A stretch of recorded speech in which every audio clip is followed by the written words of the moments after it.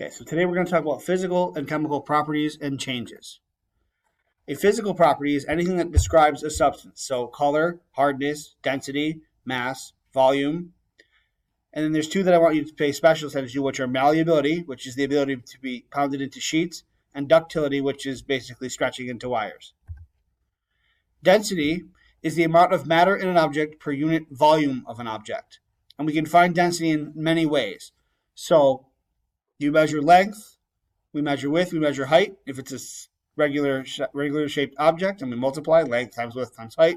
You probably heard that from Mrs. Battaglia. And then another way you can do it is taking the mass and dividing it by the object's volume.